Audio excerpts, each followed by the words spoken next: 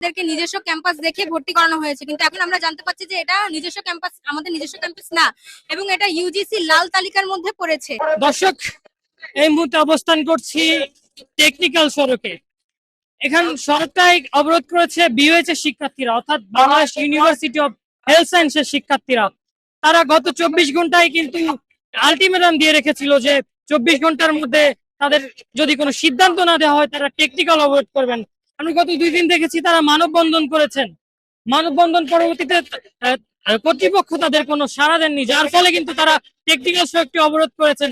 আমরা যদি একটু কথা বলতে চাই শিক্ষার্থীদের সঙ্গে, যে কালের কণ্ঠ থেকে যুক্ত আছে, আমাকে যদি একটু বলেন কেন এখানে অবরোধ করেছেন? আজকে আমাদের স্থায়ী ক্যাম্পাস দেওয়ার জন্য আমাদের সাথে প্রতারণা করেছে বাডাস, যে আমাদেরকে নিজস্ব ক্যাম্পাস দেখে ভর্তি করানো হয়েছে, কিন্তু এখন আমরা জানতে পারছি যে এটা নিজস্ব ক্যাম্পাস, আমাদের নিজস্ব ক্যাম্পাস না, এবং এটা ইউজিসি লাল তালিকার মধ্যে পড়েছে। আমরা এখন নেমেছি আমাদের এই ইউজিসি লাল তালিকা থেকে আমাদের এই ক্যাম্পাসকে মুক্ত করতে হবে এবং আমাদেরকে নিজস্ব স্থায়ী ক্যাম্পাস বুঝিয়ে দিতে হবে।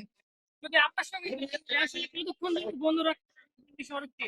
যতক্ষণ না আমাদের উপর ঊর্ধ্বতম কর্মকর্তাদের থেকে আমাদের এই ক্যাম্পাসে স্থায়ী কোনো দলিল, একদম ন্যায্য দলিল আমরা পাচ্ছি, ততক্ষণ আমরা এই এই মানববন্ধন ছাড়বো না। এটা আমাদের দাবি, আমাদের ন্যায্য দাবি।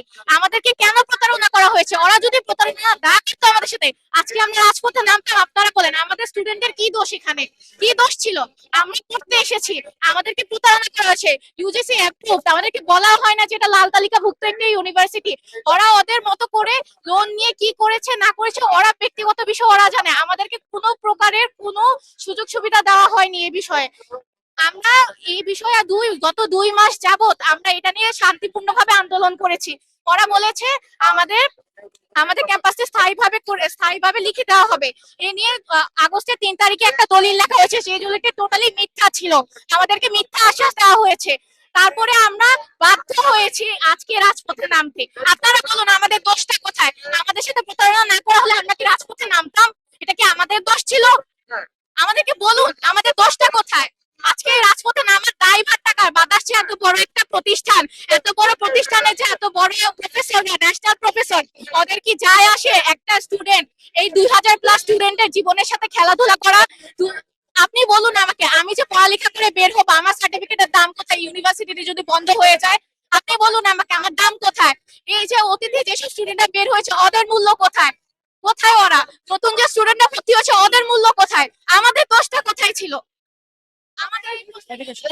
দর্শক, আপনারা দেখছিলেন বিওএইচ এর শিক্ষার্থীদের সঙ্গে কথা বলছিলাম। তারা যেমনটি জানাচ্ছিলেন যে বারাস কর্তৃপক্ষ যতক্ষণ না পর্যন্ত তাদের এখানে উপস্থিত হবেন তারা কিন্তু সড়কটি ছাড়বেন না।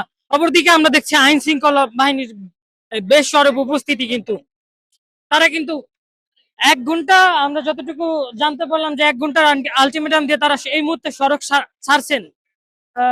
এই ছিল কিন্তু সর্বশেষ আপডেট। এখান থেকে পরবর্তী আপডেট জানার জন্য অবশ্যই কালের কণ্ঠে যুক্ত থাকবেন। কালের কণ্ঠ থেকে আমি এতক্ষণ যাবত ছিলাম কাজী আল তাজরিমিন।